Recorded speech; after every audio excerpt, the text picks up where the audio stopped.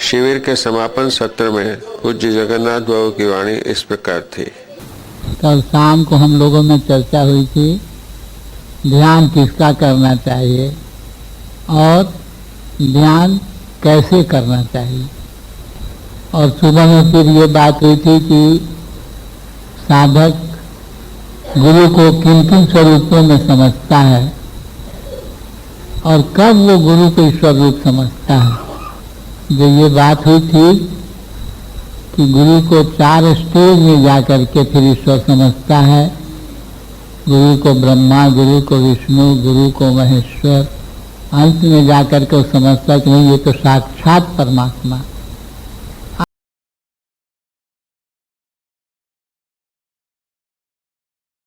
तो बीच में कौन कौन सी बाधाएं आती हैं, विघ्न आता है, उससे भी हम लोग को थोड़ा सचेत हो जाना चाहिए। आएगा तो जरूर, लेकिन सचेत रहने से क्या होता है कि उसका भय नहीं रहता है, उससे लड़ने की क्षमता बढ़ जाती है। तो जब हम शुरू में सत्संग में आते हैं तो चूंकि इधर तो स्थूल गुरु का रूप है, उसी स्थूल रूप से प्रेम करते हैं, तो स्थूल बाधाएं भी हमको तंग करती रहती हैं। ये स्थूल बाधाएं क्या हैं? धन, संपत्ति और पुरुष के लिए नारी और नारी के लिए पुरुष, ये 3 स्थूल विघ्न और बाधाएं हैं। साधक का कर्तव्य, हमारे यहाँ के साधक का कर्तव्य जो राजमार्ग पर चल रहे हैं, राजयोग कर रहे हैं, उनके लिए यह है कि तीनों को सम की अवस्था में रखना चाहिए। कभी ये तीनों हम पर हावी न हो जाए। गृहस्थ आश्रम में है, पैसे की तो आवश्यकता रहती ही है, लेकिन पैसा कमाने के लिए हम लोग गलत तरीका ना अपनाएं। इसीलिए गुरु महाराज ने कहा था कि अपने परिश्रम का कमाई खाओ। धन 2 तरह का है, एक चल संपत्ति और एक अचल संपत्ति। तो रुपया पैसा ये चल संपत्ति है, आज आपके पास है, कल दूसरे के पास जाएगा, ये भी ठीक है। आप बहुत अधिक अगर धन कमा लेते हैं तो सबसे बड़ी चीज है, जैसा कि ईसा मसीह ने कहा था और बहुत से महर्षियों ने कहा है कि जिसके पास बहुत अधिक धन हो जाता है वो अंधा हो जाता है, वो अध्यात्म विद्या के समझने के योग्य नहीं रहता है। इसलिए अधिक धन होना भी एक बहुत बड़ा बाधक है। करना क्या पड़ता है कि धन को अपने ऊपर हावी मत होने दीजिए, धन को अपने कंट्रोल में रखिए, उस पर आप हावी रहिए। इसी के विषय में हमारे ऋषि मुनि ने एक चित्र बना दिया।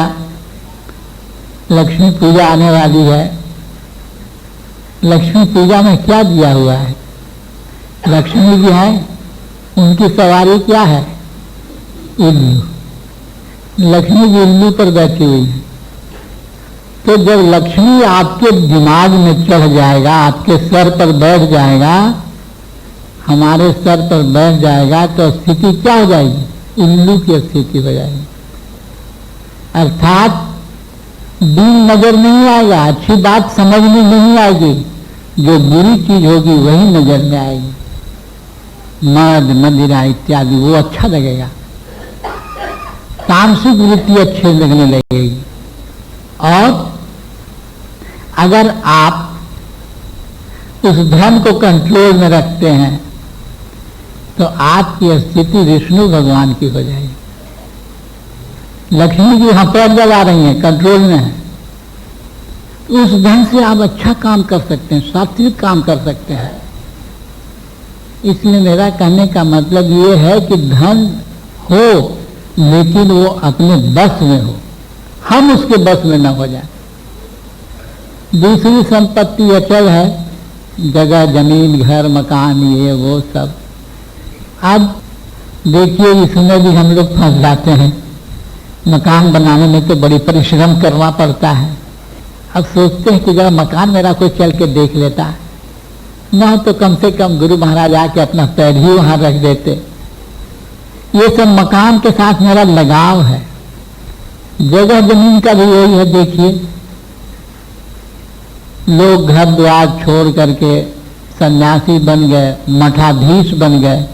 अब मठाधीशों में धक्का धुक्की मारा मारी लग जाता है, मुकदमा केस चल रहा है। तो आए थे लोग हरि भजन को घर छोड़ करके और यहाँ फिर उसी संपत्ति को लेकर के उसी में झगड़ा में पड़ जाते हैं। ये तो हम लोग रोज देख रहे हैं।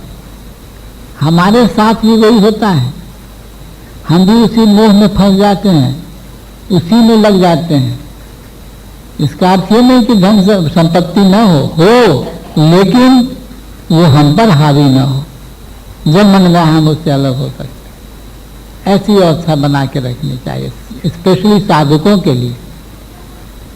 और इससे भी बड़ी माया क्या है? मानव खुद अपना माया है। आदमी के लिए परिवार, बाल बच्चे, सगे संबंधी, ये हमारे भाई हैं, ये हमारे ये हैं करके अगर वो भाई गलत करता है, किसी दूसरे से झगड़ा करता है, तो उसकी गलती नहीं पकड़ेंगे, हम भी उसी भाई के तरफ से हो जाएंगे। क्यों? कि हमारे अपने भाई से लगाव है, मोह है, अपने पुत्र से मोह है, अपने पति पत्नी से आपस में मोह एक दूसरे से हो जाता है। ये सबको समान रूप से अगर चलना है तो साधक को परेशानी नहीं होगी। और स्थूल रूप बहुत कड़ा रूप रहता है, क्योंकि चलता फिरता न है। ये माया चलती फिरती माया है, कभी किसी रूप में, कभी किसी रूप में, कभी पति के रूप में, कभी पत्नी के रूप में, कभी पुत्र के रूप में, कभी पुत्री के रूप में, कभी दादा के रूप में। काम, क्रोध और लोभ स्थूल से भी ये सूक्ष्म चीज है, और ये भी साधक को हर समय नीचे गिराने के चक्कर में लगी रहती है। इसलिए इससे बचने के लिए भी हर समय हमें सचेत रहना है। और जब तीसरी अवस्था में पहुंचते हैं, ये सब जब तक मल वातावरण साफ होता रहता है उस समय तक ये अवस्था रहती है। और जब उसके बाद, और इसी अवस्था के अंतिम साइड में जब होता है, तब उसमें क्या आता है? अहंकार। उसको सब जब ज्ञान होने लग जाता है तो उसमें शक्ति स्वतः आने लगती है। किसी को कुछ बोल दिया तो बात सत्य हो गई, कोई कुछ कह दिया और उसको अगर वो चीज मिल गई तो आप ही की वजह से हो गया। तो उस साधक में इस समय अहंकार आने लग जाता है, और अहंकार देने वाले हमारे ही भाई होते हैं। जिनको लाभ मिलता है वो बोलते हैं, उनका भी कोई दोष नहीं है, क्योंकि वो तो आप ही से उसको उनको प्राप्ति हुई वो चीज। आपसे कुछ कह दिए और वो बात हो गई, कृपा हो गई गुरु महाराज की, तो गुरु महाराज को क्या जानते हैं। लेकिन यहाँ जो है आपका संबंध गुरु महाराज से होना चाहिए, वो स्थूल रूप गुरु से नहीं। करने वाला तो दूसरा है बैठा हुआ, वो किसी के माध्यम से करवा रहा है, उस माध्यम को ही अब हम पकड़ लेते हैं। हमको तो वो अवस्था में जाना है जहाँ गुरु अपने आप बना देता है।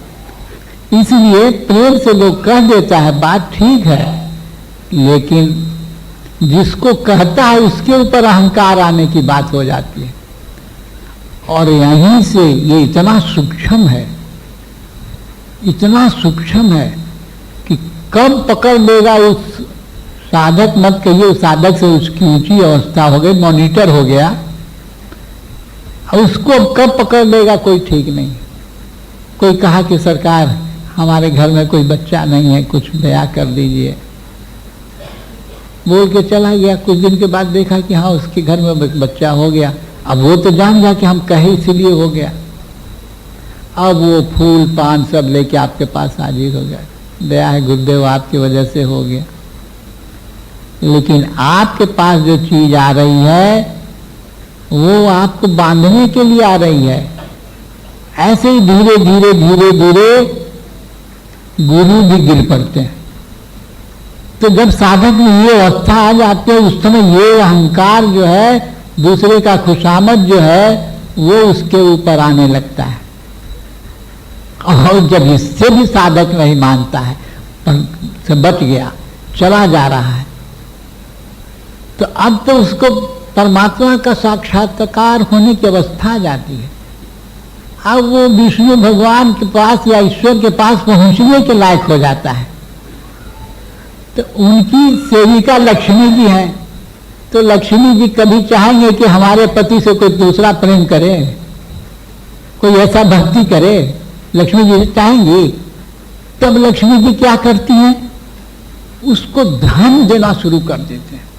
ये अंतिम अवस्था है जब उसको धन अनायास आना शुरू हो जाता है। जो चाहो लो, जो चाहो लो, सब दे रही है लक्ष्मी जी। इच्छा नहीं किया हुआ गया, सोचा नहीं कि आज हमको 1 लाख रुपया मिल जाता तो ये करते, तो आ भी गया। तो इस तरह से अंतिम अवस्था जब साधक की होती है, जब एकदम ईश्वर में मिलने योग्य होने लगता है, साक्षात गुरु जो है परमात्मा की अवस्था में साधक जाने लग जाता है, तो उस समय सबसे बड़ा बाधक जो उसके साथ होता है वो लक्ष्मी जी हो जाती हैं। लेकिन सब कुछ तो छोड़ चुका है, लेकिन उस समय धन अपार उसके पास आने लगेगा। इसीलिए आप देखिएगा कि जब साधक एक ऊंची स्थिति में चला जाता है, समाधि मठ का मठाधीश हो गया और कुछ हो गया, मंदिर का पुजारी हो गया, गुरुवाई हो गई उसकी, तो उसके पास धन आना शुरू हो गया। ये बहुत बड़ी चीज है जिससे हरेक साधक को सोच के बचना चाहिए, और यहाँ आकर के ही लोग फंस जाते हैं। अब आप देखिए कितना सत्संग चल रहा है, कितने गुरु हैं। आप 5-7 वर्ष टीवी पर तो देख ही चुके होंगे। जब शुरू शुरू में गुरु का प्रवचन होता है कितना सुंदर साफ होता है। धीरे धीरे जब साधक की अवस्था बढ़ने लग जाती है, जब गुरु की अवस्था और आगे बढ़ने लग गई, तो सत्संग बहुत लंबा चौड़ा हो गया। क्यों, बात तो ठीक कह रहे थे वो, सत्संग बढ़ गया। अब सत्संग की ओर से इतना धन आना शुरू हो जाता है कि अब वो जो है वो देखने लगते हैं कि कौन धन ज्यादा दे रहा है, कौन कम दे रहा है। फंस गए। मान बड़ाई यहां आकर के उसको गिराने में लग जाता है, उसका मान होने लगता है, उसकी बड़ाई होने लगती है। और फिर उसी के बराबर अगर किसी दूसरे की बड़ाई हो रही हो तो उसमें ईर्ष्या भी आ जाता है। मठाधीशों में जो झमेला लगता है ये ईर्ष्या की वजह से लगता है। उनका मठ अलग, उनका मठ अलग। तो ये अंतिम स्टेज में जाकर के मान बड़ाई और ये धन जो स्थूल रूप में गिरने लग जाता है, ये जाके फिर इसको नीचे गिरा देता है। तो ये 3 अवस्थाओं की 3 तरह के बाधक हमारे सामने हैं, जो हम लोग को साधन में बढ़ने से रोकते हैं। इसलिए इनसे भी हम लोग को सचेत रहना चाहिए। अगर इनसे सचेत हैं, साधना करते जा रहे हैं सुबह शाम, तो कोई कारण नहीं है कि गुरु महाराज की दया नहीं होगी। तो अब हम लोग फिर वही साधन करेंगे। पूरा भाई को तो मालूम ही है कि ऐसा ख्याल करेंगे, जो उन अपने गुरु का ध्यान कर रहे हैं वो वैसे ही करते रहेंगे। नए भाई में से जिन्होंने हेम भाइयों को देखा होगा वो ऐसा ख्याल करेंगे कि पूज्य हेम भाई साहब आपके सामने हैं। जिन्होंने नहीं देखा है तो कभी कोशिश करके जाके देख आएंगे, लेकिन जिन्होंने नहीं देखा है वो किसी भी देवता देवी का जिसकी वो पूजा कर रहे हैं उसका करेंगे। और जो अभी तक कोई पूजा पाठ में लगा ही नहीं है वो भगवान सूर्य का ध्यान करेंगे, और ऐसा ख्याल करेंगे कि हमारे गुरुदेव साक्षात हमारे सामने मौजूद हैं। उनके हृदय से एक शक्ति प्रकाश के रूप में निकल करके हमारे हृदय में भरती चली जा रही है, पूरा मल और आवरण, गंदे विचार साफ हो करके हमें शांति और आनंद दे रही है। गुरु महाराज की शक्ति, अपने इष्ट की शक्ति, भगवान सूर्य की शक्ति हमारे हृदय में प्रवेश करके हमारे मल आवरण को साफ करके हमें शांति और आनंद दे रही। यही ध्यान होगा। मन अगर इधर दूसरा चला जाए तो फिर उसको इसी विषय पर लाना है कि हम उसी शांति आनंद में बैठे हुए हैं। फिर न बाहरी गुरु का ध्यान होगा, न उस प्रकाश आने का या शक्ति आने का ध्यान होगा। जरा भी मन डोले तो फिर उसी में जाए कि हम तो अभी शांति आनंद में बैठे हुए हैं। बस इसी को देखते रहना है, इसी पर विचार को एकत्रित करना है, इसी पर ध्यान को रोक देना है। ध्यान यहाँ करना है। ध्यान न तो गुरु के स्थूल रूप का करना है, न उस शक्ति का करना है। ध्यान करना उस सच्चिदानंद का। वो परमानेंट शांति और आनंद की अवस्था है, हम उसमें बैठे। ये सब माध्यम है जो हमें साफ कर रहा है, लेकिन ध्यान केंद्रित होना चाहिए कि हम उसी शांति और आनंद में बैठे। अब ये गुरु वंदना होगी, एक ईश वंदना होगी, सब भाई प्रेम से कहेंगे, फिर शांति छा जाएगी, सब लोग ध्यान में चले जाएंगे। जब ये कहा जाए बस कीजिए, तब आँख खोलिएगा, तो प्रार्थना शुरू किया जाए। इसके बाद ध्यान हुआ, ध्यान के बाद प्रसादार्पण।